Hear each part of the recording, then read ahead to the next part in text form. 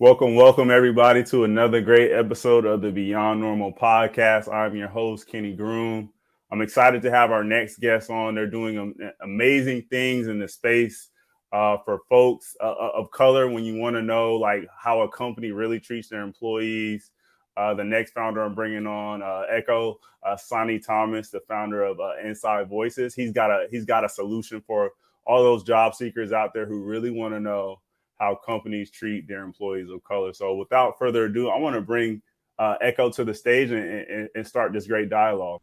This episode is brought to you in partnership with Ascentum, which is an award-winning coaching practice that helps high-performing professionals advance and achieve the promotions and pay they deserve. Ascend to powerful heights with Ascentum. How's it going, Ekow? Hey, Kenny, it's going fantastic. How you doing? Doing great. Appreciate you coming on our platform. As a founder, I know you're busy. This is the Q4, so there's a lot going on. Everybody's got a ton of stuff on their plate, so it really is incredible for you to be able to spend a little bit of time with us and showcase your business. So the very first question, I want to know, our viewers want to know, our listeners want to know, before we dive into the business of Inside Voices, is tell us a little bit about Ekow. Leading up to you taking on the hat and wanting to be a founder, a CEO of a company? Yeah, so, as you can tell from my accent, I'm from London. And I graduated with a degree in mathematics, went straight into finance, real estate finance to be exact. And I was at Ernst & Young, big four accounting firm. I was making good money. They moved me from London to New York. And even though I didn't see that much representation in leadership that looked like me, I still saw a path to the top. I still saw a route to success. I was ambitious. I worked hard. I was a top performer. I liked my life, didn't love my job. And then it became clear to me that the firm wasn't making partners at the same rate. I actually met and worked with my first and only Black partner while I was there. And I saw how far ahead he stood than the other partners. He was a giant among boys, and he was not recognized for it. And I realized that for me, making partner there was actually not going to be about how much I stood out. And it was actually just about staying long enough to be promoted, like just withstanding the storm and being in the right place at the right time. And I wasn't really interested in becoming a partner and still not feeling valued and working with people who I didn't think were the top of their field. And so I left and I joined another firm where I felt I could have more contact with the culture, where I felt I could have more impact on the direction of the organization because it was smaller, it aligned more closely with my values. It was an ESG focused fund. And they had representation in leadership. They said the right things. Sadly, 2 years later, I was leaving, having filed a racial discrimination complaint against my manager and had the company turn against me. And it was in the conversations that followed that where I spoke to other coworkers who told me about their stories. They told me about people who left before me who'd had very similar experiences.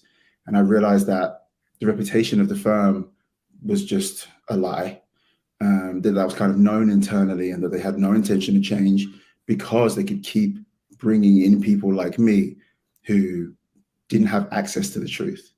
And leaving, knowing that they were probably going to be able to perpetuate that cycle again afterwards, that just didn't work for me. So I built Inside Voices so that we had a way to share the truth with each other and protect each other from environments that are just not set up to serve us. All right, that's incredible, Ekow. You laying out that whole story there for us. Starting from you being a math major. I'm a fellow math major myself, and so it's always good, good to connect on that note. But then, it sounds like you put your all into your career path, and then you notice some things. You notice some of these kind of underlying, behaviors that we see in a lot of businesses. And, oftentimes you hit on it, like it goes kind of untold to the next person who's going to come in, and they come in unaware. So talk a little bit about, like as you have had conversations with people, why do you feel like now is the time to have a platform like this? We know some of the other platforms that are out there, the Glass Doors, there's some other ones out there. Like what, like, why specifically a platform for people that look like me and you, people of color, to go to really kind of get the real deal on the companies that are out there? Yeah, a multi-layered question and a great question. Like, why now? I mean, listen, it's just a fact that you know and I know that after 2020, you can't put that back in the box. That energy that came from, particularly, you know, from black people around the fact that we had waited for change and were, you know, expecting more and we're just not getting it. You know, that energy needed a place, still needs a place to live and thrive, and to be housed. And for a while, we were placated by promises made by companies about the effort they were going to make in diversity, equity, and inclusion, the anti-racism agenda, the money they were going to donate to all these causes.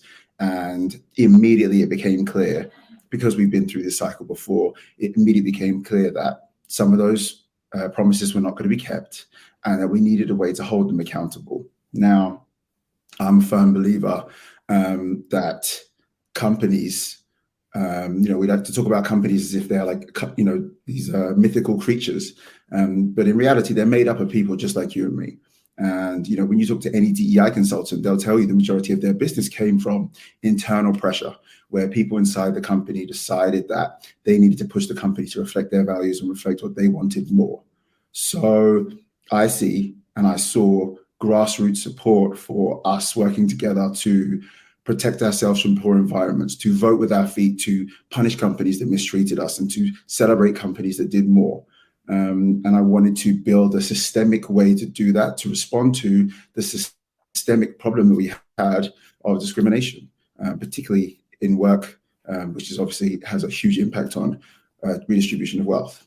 Now, why not Glassdoor? Well, I mean, Glassdoor rolled out diversity ratings that summer or later that year after George Floyd, which, you know, embarrassingly slow. And all they did was add a 5-star rating for diversity. So that covers all different types of diversity. And we know that a company can be good at gender diversity, for example, and be terrible when it comes to race or disability or any other category. So I felt like we needed a specific solution. We needed a space that felt safe. We needed somewhere where we were asking the questions that actually mattered. You know, just rating diversity out of 5 means absolutely nothing to me. I want to understand, when I get there, how will I be treated? Will I be paid in line with my peers? Will my performance be effectively, appropriately evaluated? Will I be promoted at the right rate? Are there people that look like me at the top that can look out for me and protect me if things go wrong? These are the questions that we're asking on Inside Voices, because we actually want to get to the real answer, which is like, should I go and work there? Is this place going to be safe for me? And even if you say I should go and work there, should I go and work there and expect to stay? Should I work there for 1.5 years just for the paycheck? You know, tell me what this place really is so that I can make the right decision for my career. Yeah, I love that. And I think you hit on something there. I've seen in the past, even going through my career, you know, where there's those instances where there's something that's not quite right.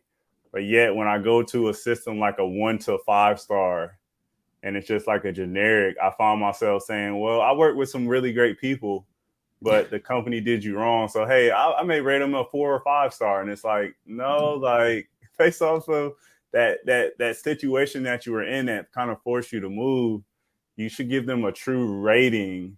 But for some reason, it's really hard for people when they see, just like you said, just a generic question of, you know, how does this company do based off of X, you know, like, and it's 1 to 5, like it seems so, it seems like it's making the conversation too simple, too black and white, right? And there's color in between there that needs to be painted. And that feedback that people end up giving sometimes, that can be like super duper helpful for somebody who's looking, you know, for that next opportunity and really trying to find a true fit. 100%. And really what we were trying to do was replicate the experience that a lot of us have already had of seeing a company that we were considering applying for or were already in the process of being hired for, and wanting to get that validation from someone who looked like us, who understood our experience as to how much race was going to impact my experience at that company. You know, trying to find someone, spoken to people who've looked at someone on LinkedIn or had a friend of a friend call and say, hey, can you talk me through what it was like to work there? That is something that we've been doing for decades because we've already known that we needed to have that information. This was really just trying to formalize that. And when you had those conversations, you didn't call that person and say, hey, can you rate the company you worked for out of 5? Now, you asked lots of questions. You wanted to know all the different details and you tried to figure out, well, how much of what they said is going to apply to me? And if that happened to me, would I be accepting of that situation or would I have to leave? So we're really trying to like replicate that real conversation so you can get that like rich contextual information about the situation to make a decision. I love that, Ekow. And so you mentioned the name a couple times, Inside Voices. When I think of Inside Voices, for some reason, I think of like my like I go back to like my grandmother, and then like me and my little cousins were inside and we're like excited about a cartoon or something, and we're kind of loud, and she's like, Inside Voices, please. Like, tell us a little bit about like what that name means, like the branding behind it, because I think there's some cool meaning that and story behind what you put behind the look and feel of Inside Voices.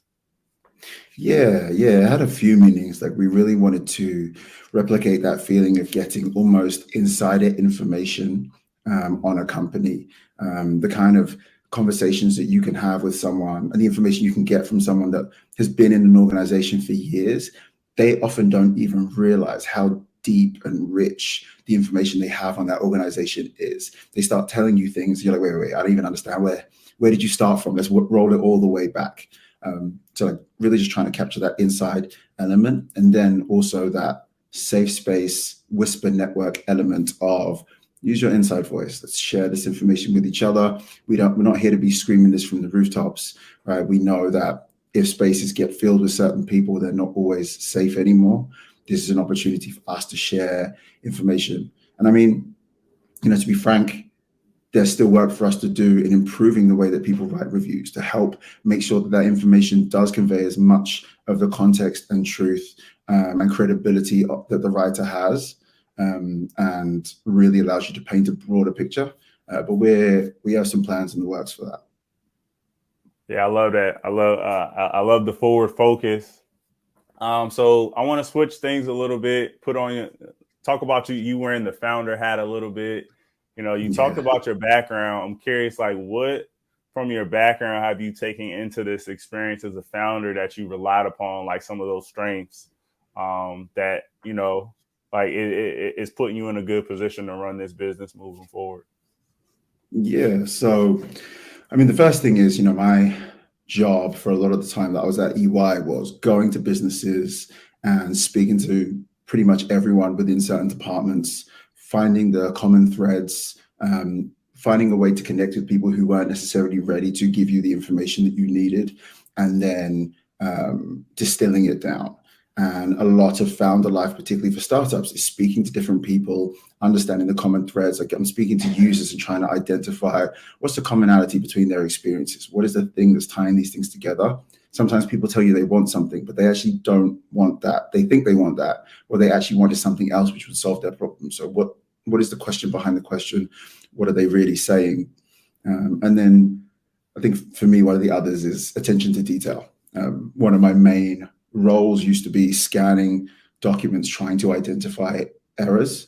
And luckily, I'm now at a point where I can pick something up and see the issues with it immediately. And that's necessary because we have to move pretty fast. Most of the people that I'm working with have not done the exact things that you're asking them to do at any moment before.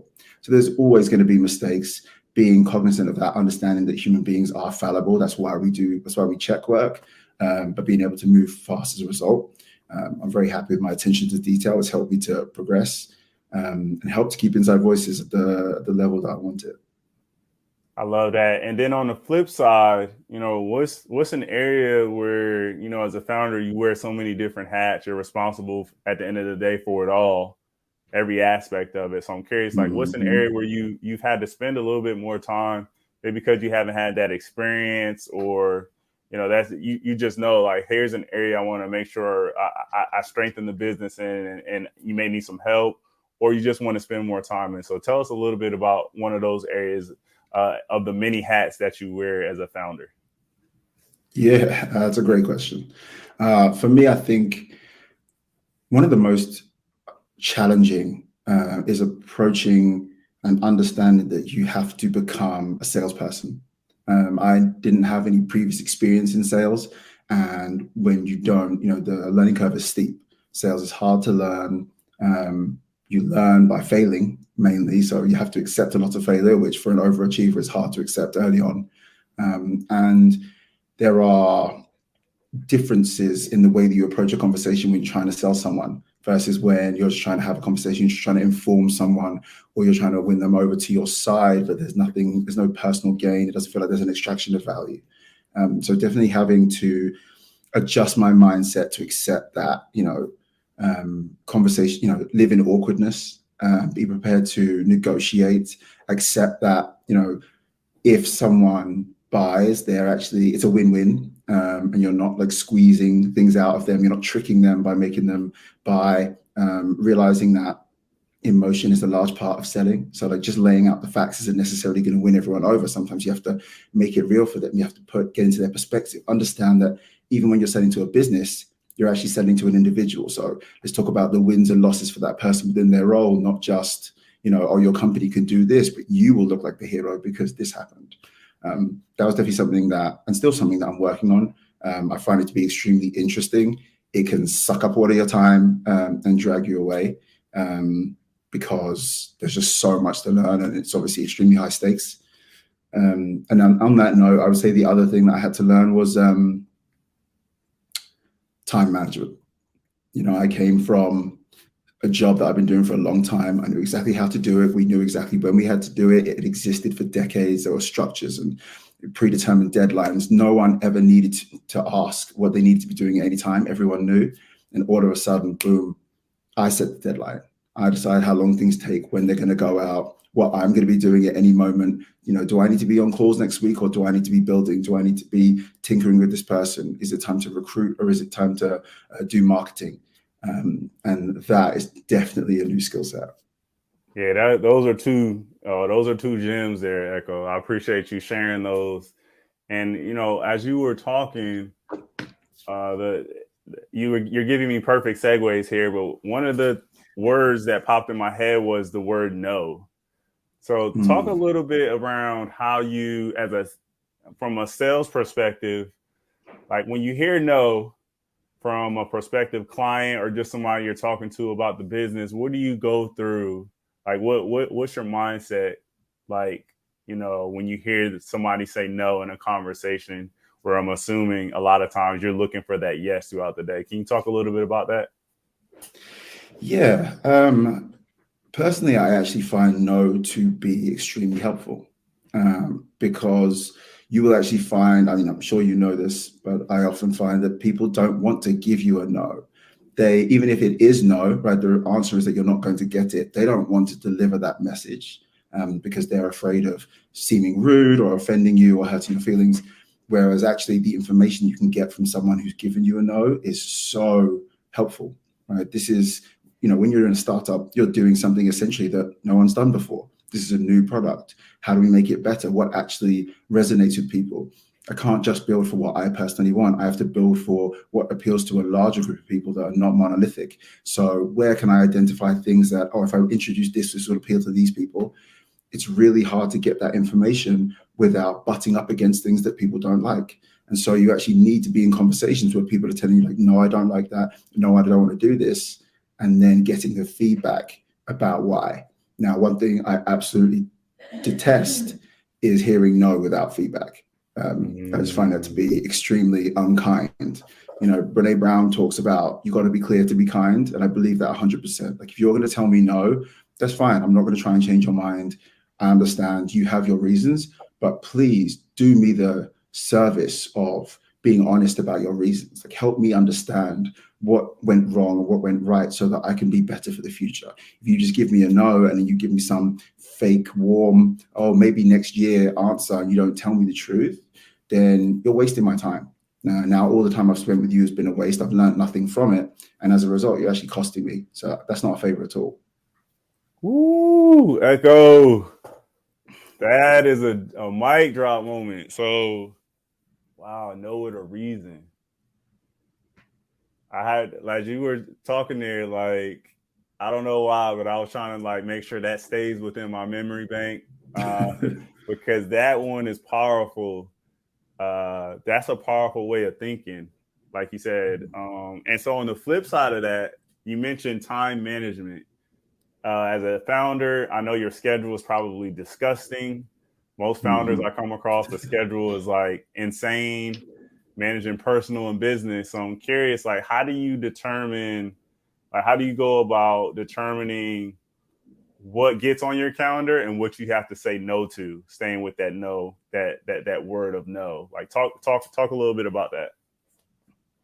Yeah, I'll be candid and say that I don't think I figured that one out. I think I go through boom and bust cycles. There are times when I'm extremely efficient with my calendar and I know exactly who to say no to and who not to. And then there are times where maybe we haven't had any wins in a while, and it's seemed a little bit murky and I'm not quite certain where the next bit of success is going to come from. And so I get a little bit looser and I say yes to more things. And then usually by the time those things come around, I wish I'd said no. So I've actually been trying to get better with that. I'm working with a coach who had me sit down the other day and look at my calendar for the next 3 weeks. And we had to slice a bunch of stuff out because I was stressed and not even overworked, but overwhelmed because there was so much context switching and so many things were interrupting what I considered to be the most important short-term goal. And it had actually gotten my calendar to a point where none of it was serving what was the thing that I needed to be doing in the next 2 weeks. And I couldn't carve out time to do that thing. And he just said, okay, well, let's look at the calendar and decide, is this going to make my business successful? What are the chances of success? What's the likelihood and what's the impact? And if we're not hitting above a certain level, some of these have to go. And then I just had to send those people emails and say, hey, I know that we agreed to have this call. Let's push this into the new year and see if we can find time for it then. But right now, I need to be focusing on X, Y, Z. And people remind me, as much as we need to be speaking and interacting and talking, and we like socializing within and networking, even within professional context, people hate Zoom calls, right? So you message someone and say like, hey, we're not going to do that call anymore. Part of them is disappointed, but part of them is also thrilled. So just accept that, clearing your calendar and readjusting, and making up for the fact that, yeah, at that time I did believe it, but now I understand that was a mistake. I'm trying to get better at that and trying to make the right decision in the moment more. Oh, that man, I appreciate your honesty around you still figuring that out. And like you said, the Zoom call, I think a lot of us are at a point now where we wish it would kind of go away and give us a little bit of a break. And I think like just throughout the last 2-3 years, like we spent so much time having conversations remotely that I think it's going to probably feel like a seismic shift in the coming years where people just being like, how do we get in person? Like, how do we get more in-person contact? I know you've had some speaking engagements this year. I've had some limited ones as well. And I could just tell you, like, the energy, like just being in the room with folks after not doing it for a while, like it was kind of like intoxicating. I was like, I need to have more of this. Right. Yeah. And so I like you touching on that. I think stuff comes in waves, but to your point, I think now we're headed towards a wave. I think it's a good thing. We're in person, having dialogue with people, breaking bread. I know that's an old school term, but I think people will see a lot of value in those interactions moving forward. When we're in person, we're going to appreciate it so much more.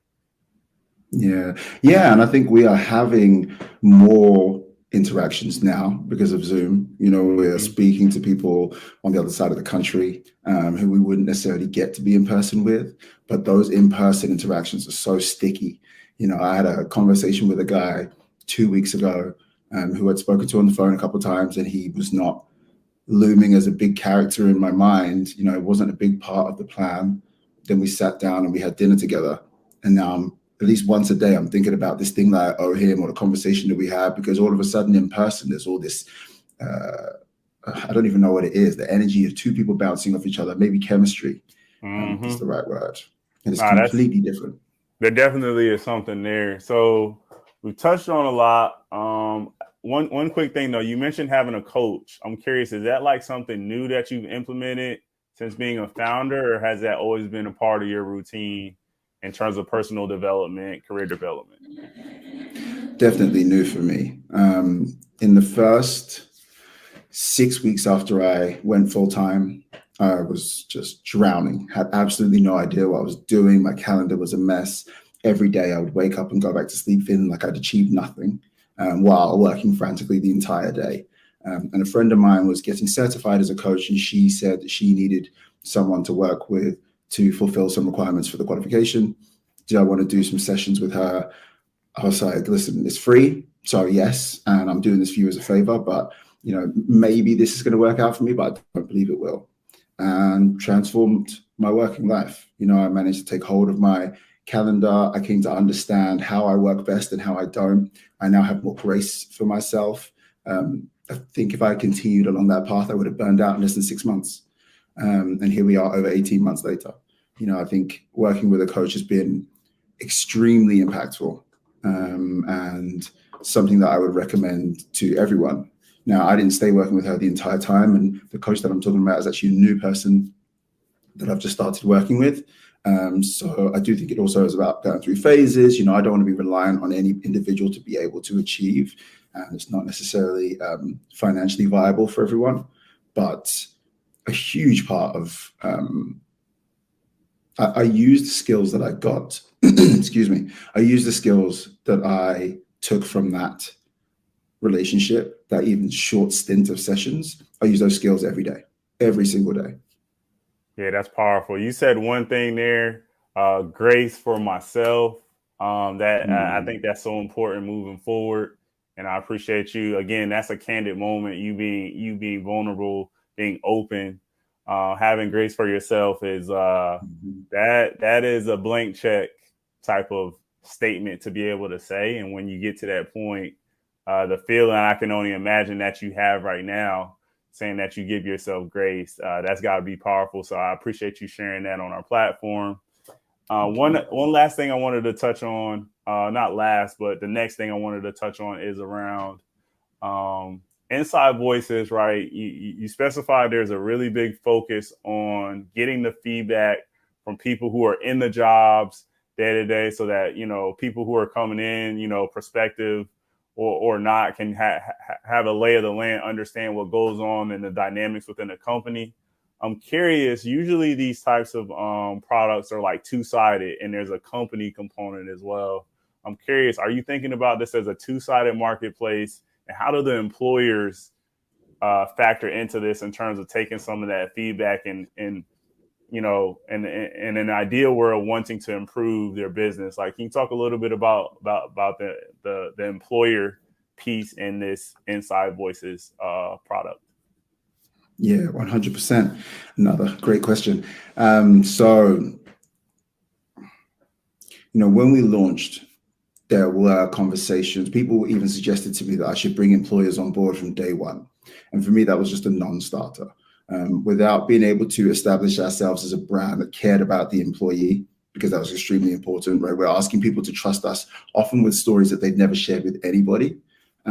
So without being able to establish ourselves as that first, I didn't think it was appropriate to start bringing on voices that are probably better at talking about this, have a language for how they coach the way that they've behaved. Just felt, incorrectly aligned. Now that we have traction, now that we have people writing reviews and people understand who we are, what we stand for, can we introduce employers to a certain extent? Yes. Now, I don't think, and this is a startup, so you never know what the future holds. But right now, for me, that doesn't include allowing companies to respond to reviews. I see that as a part of maybe a glass door that doesn't necessarily serve the employee, and actually could re-traumatize employees that have been through particularly difficult situations.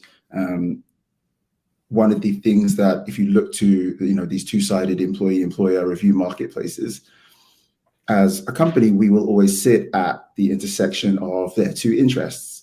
And often those interests, they're not aligned. The employers probably want less visibility, and the employees want more transparency. So at the moment, we don't have employers on the platform, but we are introducing the ability for employers to claim their company profile for free. Now, that claiming is about being able to take the communications that they have elsewhere around their diversity initiatives, their diversity goals, their diversity results, hopefully, and post those on the platform, on their company profile, so that they can show who they really are. So I think it'll be really interesting to have all those diversity statements in the same place. So companies that didn't really put any effort in can see how similar theirs are to everybody else's. But that is an opportunity where we're going to give companies an opportunity to reflect who they are on the platform. Now, if they want insights about what's being said about the company, they can see what's there publicly, but we're not giving them insight into what's being said behind the scenes. We're not giving them further details into the analytics. What we have built is an internal version of the platform for companies to use to get even better level data from their own current employees. Because what we've really done is we are canvassing your employees and putting that information out there. Well, we can allow you to get that information internally, and you don't even have to share it, but you can use it to improve the experience that they're having. So you don't have to wait until they go and post on Inside Voices or they go post on Glassdoor. Companies struggle right now to get honest feedback about the most important elements of what impacts the experience for employees, particularly underrepresented employees. They do not know how to ask the questions. They can't get the employees to believe that they're not going to punish them if they identify themselves. And so they need an environment that's really anonymous, that gives them a lot of guidance around the questions to ask, that lets them get iterative feedback so they can keep working and improving, so that they can actually build inclusive workplaces that actually reflect not just what we're told an inclusive workplace should be, but what the employees in that organization want the workforce to be, want the environment to be. And so we built that because we do hear from employers, I wish I had access to these insights. I'm like, well, I'm not going to betray these people's confidence and send it to you, but I can help you get it for yourself. Yeah. Now, I like that approach. And like you said, the trust of the employee to provide that feedback. In this case, that's something that a lot of companies are missing, right? And so, like, I don't even if your employer sends out an anonymous survey, like a lot of times there's still that skepticism that comes from the employee. So I could definitely see the value in partnering again with Inside Voices, and you can kind of help them, like you said, understand what their employees are saying and what they can do to make some significant changes if they really want to. I love the way that you position that. So, there's a concept that we came up with around world domination. And so I asked my founder guest this: what does world domination look like for Inside Voices in this example? You could give us, 3 year out, 5 year out, but what is that like? What do you want this to be when it's fully matured in your eyes? Wow, what a fantastic question. For me, I really want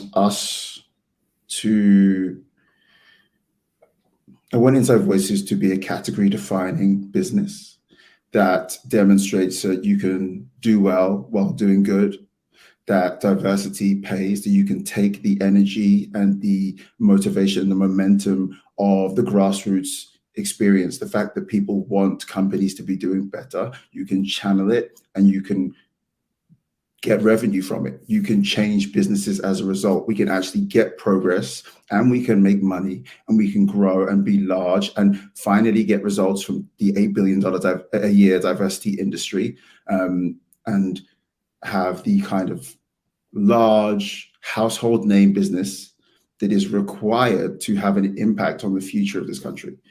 I think people often underestimate how far the will of the people is from the actions of our governments and the things that we have to experience on a day-to-day basis. We actually have very little control.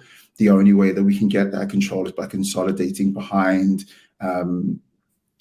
symbols and myths that can channel that and work on our behalf. And I see Inside Voices as a perfect way to do that because we already want this. There are already millions of us trying to squeeze out ways to do this in individual corners of the country, individual corners of the globe. And I'm trying to build a systemic solution that can spread, be scalable, and then have the required power, the necessary power to impact other areas of the workplace and other areas of our lives. I love that. That's world domination, like you said. Like 100%. There's an incredible population already asking for a product like this. It's surprising that it hasn't been created yet, but I appreciate you, Ekow, putting the time and the energy in. Let folks know, like, in terms of how they can engage with the brand. I know you're in a beta mode now, but you're still getting feedback. You're growing the platform. Tell folks how they can interact with the brand, and just stay in tune to how you're growing this company. Yeah. So first of all, first thing I'd love everybody to do, go to www.insidevoices.io, write a review. If you want to follow us, hit us we're on TikTok, we're on Instagram, we're on Twitter, at insidevoices.io, at insidevoices_io on Twitter, I think. And if you are at a company that you think could do a better job of building a robust DEI policy, understanding what its employees of color and its underrepresented employees actually want, go to our website, hit the For Employers page, get in touch. It's time to actually put energy behind all these hopes and dreams about our companies doing better. It's time to start holding companies accountable for the fact that they made promises 2 years ago. And a lot of them are already have already reneged on those promises very quietly. Let's make some noise. Let's let our voices be heard. Let's amplify ours and each other's voices and get the word out there that energy from 2020 is not going away. So get on the website, write a review. And if you have strong feelings about anything you see on the website, anything you see in our social media, hit us up, hello@insidevoices.io. I like to hear from people. I like criticism about product. I like criticism about marketing. Anything you see that you don't like, you think is not representing us properly, that we could be doing better, that would allow us to be more successful in avenue. You think you have an opportunity, wherever it is, send it to us. We're all ears. Appreciate that, Ekow. Website, social media. We'll make sure that we put that in the show notes for sure. But again, Ekow is asking for that feedback, and we got a great opportunity to give it to you. Again, thank you so much for being on the platform, sharing your story, leading up to you starting Inside Voices, and now you're wearing that founder hat proudly, that founder crown. I'm really excited for you to see how this platform grows. You got plenty of potential, plenty of runway, different ways that you're thinking about growing the business. So excited to see that. Lastly, I want to pass it to you one last time. What do you want to leave our listeners with? That lasting note, that lasting comment, as folks, what do you want folks to take away from this conversation, this great conversation that we've had, headed into closing out the year strong, and then thinking about, how we complete those goals for world domination? I would say, listen, I know you're tired. Like, I know it's been a tough year. It's been a tough few years. You have your own personal concerns. You're fighting your own battles. But change is not going to come unless we push for it. So make your voice heard internally. Take the chance. Do the little bit of extra work. Be aware of your own tolerance. Be aware of your own threshold. But push as hard as you can. This is not going to happen without us. And every single day, one of us falls by the wayside as a result of corporate misbehavior, misconduct, and companies just failing to live up to what we've asked of them. The only people that can hold them accountable is us.